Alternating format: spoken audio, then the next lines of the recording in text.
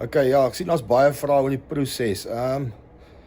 Die proses is nou maar so, jy gaan jou e-mail stuur na die departement van na die Amerikaanse ambassade, jy kry die e-mail kry. As jy net bietjie Google, gaan jy kyk refugee applications vir Afrikaners of South Africans, want dit is nie net Afrikaners nie, daar's Engelse mense, daar's kleurlingmense, daar's Indiër mense. Hulle is al reeds hierso ook, ek het kontak met hulle. Dan moet jy maar wag dat hulle jou vra vir jou onderhoud. Maak seker julle praat die waarheid. Moenie gaan 'n klomp kakkie dink en ander mense se stories vertel en goed soos dit nie. Dit gaan teen jou tel. Jou stories gaan nie heeltyd match as jy lieg nie. So moenie lieg oor enigiets nie. Daar's baie dinge. Ewen die race-based laws wat daar is. Daai is al reeds 'n verskriklike ding. Dit is vir hierdie mense in Amerika 'n moerse ding om te hoor van hoe rassisties daai ANC regering is. Hoe hulle vir jou op veldkleur sommige sekere dinge kan besluit, wat se welsyn jy kan kry, wat se werk jy kan kry, wat se studiebeurs jy jou kinders gaan kry, wie kan medies swat, wie kan dit en dat doen. Weet, wie gaan goud myn? Jy gaan nie goud myn as jy wit is nie, jy gaan goud myn in 'n BEE maatskappy. Jy gaan wat ook al. Daai goeders is nie reg volgens die res van die wêreld nie. Ons is so gedruk aan Suid-Afrika, ons mense glo dit is absoluut normaal. Dit is nie normaal nie. Daar's niks normaal in daai reëls van die ANC nie. Dis absoluut abnormaal wat die goed doen. Okay, en dan doen jy jou aansoek. Jy wag vir jou onderhoude, jy doen jou onderhoude. Jy vertel van wat met jou gebeur het, met jou familie en vriende gebeur het. As jy saaknommers het en goeders soos dit, foto's het, enigiets soos dit, vat dit saam. Gee dit vir die mense, wys vir hulle. Dan gaan jy nog 'n onderhoud hê. Na daai onderhoud word jy gesê jy gaan vir medicals. Daai medicals is 'n duur storie. Hulle gaan jou nie vir medicals stuur as jy nie qualify nie. Daai medicals is geldig vir 6 maande. So as jy nie binne 6 maande vlieg nie, moet hulle weer jou medicals doen. So as jy jou medicals gedoen het November, wees geduldig. Jy sal Maart, April sal jy hier wees. Hulle het daai goed op stelsel, hulle hou dit dop. Hulle is regtig wakker die mense. Die stelsels werk hierso. Alles werk. Die riviere se water is skoon. Die damme se water is skoon. Die polisie is wakker. As jy wil mou oor iets, daar word aandag gegee aan jou. Dit is nie 'n ding wat jy op dowe ore val nie. Okay, nou het jy jou onderhoude gehad. Ekskuus, ek spring so rond. Ek probeer net, daar's soveel mense wat sulke groot goed vra, wat mense moet by alles uitkom, maar dit gaan 'n tydjie vat om oor alles te praat, maar die proses is vir almal 'n groot storie en almal's gestres en almal weet nie of hulle dit gaan maak nie, weet. En ook as jy gekwalify, daar's 'n paar ouens wat vra, moet ons familie en vriende laat weet jou naaste familie, soos jou ma of jou pa of jou broer of suster of iemand wat regtig naby aan jou is, kan jy laat weet. Die res van die mense hoef nie te weet daarvan nie. As jy hier gekom het, stuur vir die ander dag 'n WhatsApp en sê, "Hier ouens, ek is in Amerika. Ek het nou die ding gevat en ons moes maar stil bly daaroor en ek is nou hier en ek is aan die gang en wat ook al. Ek bly in 'n klein woonstelletjie en ek gaan eendag daar begin werk of wat ook al die ding is." Wanneer jy nou jou refugee vlug kry en jou vliegtuigkaartjie kry, kyk maar dat jy probeer geld saambring, dit maak dit net soveel makliker vir jou. Dat jy kan, as jy rook, jy kan 'n kaart en sigarette saambring, bring dit maar saam. 'n Pakkie sigarette is $11. Wat nie baie is as jy dollars kry nie, maar as nog steeds vir my is dit donders baie geld om te dink ek rook het, maar ek rook het. Ek koop elke tweede dag sigarette. En is maar so. Ja, as jy kan 30 tot 50.000 rand saambring, is jy wel. Dan kan jy vir 2-3 weke rustig daar by die refugees akkommodasie, waar ook al jy jou sit, aanvaar dit. Jy's 'n refugee. Jy is nie 'n golden ticket, $5 miljoen ou wat betaal het om sy status te kry nie, jy's 'n refugee. Jy kom hier aan, jy het gevlug uit jou land uit, en jy wil 'n beter lewe vir jouself stig, en daar gaan jy onder begin, en hier moet jy maar net bietjie vasbyt. Dis land of the free and home of the brave. Nou, jy moet bietjie braaf wees, ou. Jy gaan moet braaf wees, jy gaan moet dinge doen wat jy nie like nie, jy gaan 'n waiter wees, jy gaan 'n koek wees, jy gaan trekkers ry, dis fyn. Jy gaan store uitvee, jy gaan jou eie was gedoen, jy gaan jou eie huis skoonmaak, jy gaan jy doen alles self. Hierso word alles gedoen. As jy byvoorbeeld, as jy verplegings het, kry jy 'n moeë klomp geld. As jy mense kan oppas en sulke goeders, kry jy 'n klomp geld. As jy net 'n delivery driver is, kry jy $17 'n uur by DoorDash en al die pizza plekke en almal. As jy net dit wil doen, jy moet net dat jy jou lisensie kry. So as jy hier kom, doen jy onmiddellik aansoek vir jou social security nommer. Daar's op dokumente op jou vorms, jy gaan net kyk, as jou sentrum jou nie help nie, dan gaan kyk jy waar kan jy aansoek doen in jou dorp waar jy is, en jy gaan soontoe. Jy vat net maar 'n taxi, of 'n ding, of 'n bus, of wat ook al jy kan kry, en jy ry soontoe en jy gaan doen jou aansoek. Maar 99% van die tyd doen die refugee agentskap die aansoek vir jou. So jy moet maar net geduldig wag. As jy daai nommertjie het, kan jy 'n lisensie kry, en dan is jy op jou voete. Kan jy begin werk, elke liewe ding. Ek het in South Dakota gekom, as ek aansoek self gaan doen, so 'n week na as hy gekom het, en dit was 2 weke toe kry ons nommers.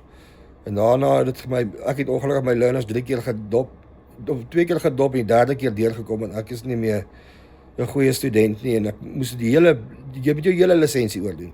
Daai international lisensie, daai goed beteken niks hierson nie. Hulle stel nie belang in nie. As jy met hom kom, gaan jy dalk vir 'n maand temporary mag ry, en dan gaan jy moet oorskakel in Amerikaanse lisensie kry, dan kry jy sommer jou ID's op jou lisensiekaart. Dis 'n vinnige proses, jy gaan na DMV toe, jy boek 'n appointment, skryf jou toets, is op 'n rekenaar, multiple choice, en as jy die vraag nie verstaan, jy skip die vraag. Dis iets wat ek verkeerd gedoen het. Skip die vraag, doen die volgende vraag. As 25 vra, jy moet 20 reg hê. Sodra al skip jy 5 en jy 20 en die ander geken, dan het jy 20 reg geken. Maak nie saak of jy geantwoord het of nie. Dis regtig eenvoudig eintlik, maar jy moet maar die boek goed leer. As baie trikkie vrae aan dit. Hulle reëls is ook so bietjie anderster. Dis 'n moeilike ding om aan die ander kant van die pad te ry. Ek het 'n hele klomp keer aan die verkeerde kant van die pad nou al gery. Ek kom nou reg met dit, maar ek sê elke keer by myself sê regs, ou aan die regterkant, ou aan die regterkant. Want is gewoon, ek het my bakkie my arm hierdie kant gesit, nie aan daai kant bestuur nie. Okay, jy het jou lisensie, jy het werk. Dan moet jy maar hier betaal en kossies koop en aangaan en werk en werk en werk en werk en werk, en dan we gaan rondkyk vir ander werk as jy nie gelukkig is met die werk wat jy kry nie. Baie mense kry baie lekker werke. Die eerste groep wat ons gekom het, ek dink die 75% van die mense wat daar was, het eerste werk wat hulle gekry, is hulle nog steeds by. Hulle is doodgelukkig. Hulle gaan nie skuif nie, hulle kry goeie salarisse, hulle het almal al karre gekoop, almal kyk al rond, ons mag nog nie eiendom koop nie, ek het nou probeer 'n huis koop, maar dis nogal 'n storie hierso, en jy moet blykbaar jou green card hê om by die bank geld te kry, so ja, dit is nogal 'n storie. Ons kan ons green cards doen na 'n jaar, wat ons hier is. Green card vat so 6 maande tot 'n jaar. As jy hom nog nie fisies in jou hand het nie, gaan jy 'n vorm hê wat kan sê jy is 'n permanent resident, so dis jou green card. En ja, dan 5 jaar vandat jy gekom het, word jy 'n citizen. 5 jaar vandat jy gekom het, is jou Amerikaanse paspoort uit, en jy voel jy moet weer bietjie gaan voel dit, om met 'n gun rond te loop en agter jou rug te kyk, en dan gaan terug Suid-Afrika toe gaan kuier, maar andersins skiep dit maar hoor. Gaan liewer Botswana toe, gaan Namibië toe, gaan ook in Tanzanië toe, enige plek. Skiep net bietjie die ANC se land vir so rukkie. Ten minste vir 5 jaar, jy gaan dit moet onthou. Jy gaan nie vir 5 jaar terug nie.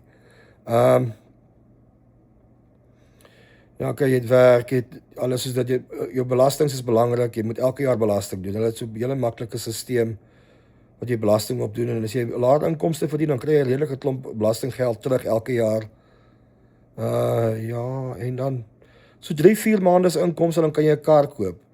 Dis nogal nie te moeilik om 'n kar lening te kry nie, jy gaan hoë rente betaal tussen 15 en 25%. Koop 'n goedkoop kar, kry net 'n kredietkaart en 'n kar skuld, wat ook al, dat jy net bietjie skuld maak, dat jy 'n kredietrekord kan bou, maar skuld wat jy kan betaal. Moenie gaan opslip met skuld hierso nie. Hierso is garnish orders legal.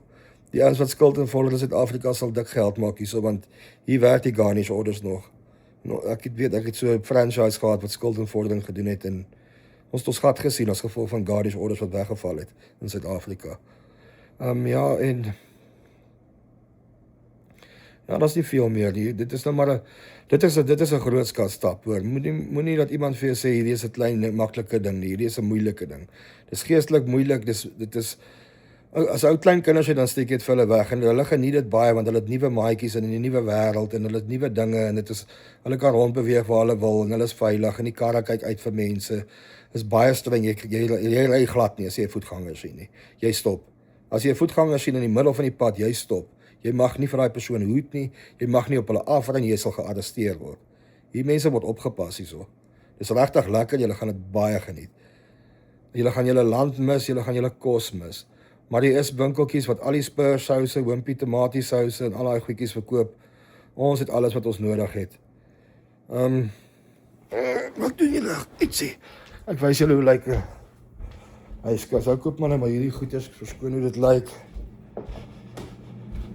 En ja, die yskas lyk so. Die stok kom nou maar op, en slaaie, en goetertjies, en vleisies, en goeders. En dan het ons 'n groot vrieskas in die stoor, wat ons nog goeders opberg.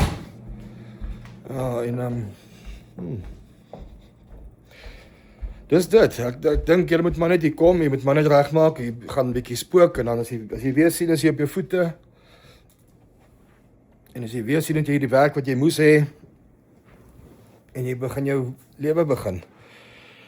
En baie van ons, ek is op 50, ek moet nou van vooraf begin tipe van, en ja, ek gaan dit doen, want my kinders is hierso en hulle saam met my, en ek gaan, as ek my social security elke maand betaal, soos wat jy met jou salaris, as jy werk en jy betaal 'n salaris en jy werk vir 10 jaar, dan kry jy so $1,800 'n maand, se pension van dit af. En dan het hulle 'n 401k, wat jy omtrent so $200 'n maand in betaal, en na 15 jaar van hom, dan kry jy ook so $2,000 'n maand. So jy gaan so 3,500 pensioen hê eendag, as jy 65 is. Hulle hooplik, hulle vra dat jy op 67 eers aftree, wat vir my alright is. Ek sal op 70 ook graag nog besig wil wees, en nie net heeltemal niks doen nie. En dan koop jy vir jou 'n groot camper, en jy gaan verken jy die land, want hierdie plek's groot. Hierdie plek's moer groot, en hier is ons verskriklik baie om te sien. Hier is ons dan nie leeu's en olifante nie, maar ek kan dit maar skiep. Hier is ons genoeg plekke om te sien. Hier is die oudste bome in die wêreld, die hoogste bome in die wêreld. Hier is ons damme, mere, watervalle. Hier is te veel om te doen. Gaan Google top 100 places to see in Amerika, en jy gaan geskok wees. Hier is ons baie om te sien, baie om te doen. Ekskuus my hand bewe 'n bietjie. Ja, volgende video sal oor 'n paar dae weer opkom. Dankie, bye.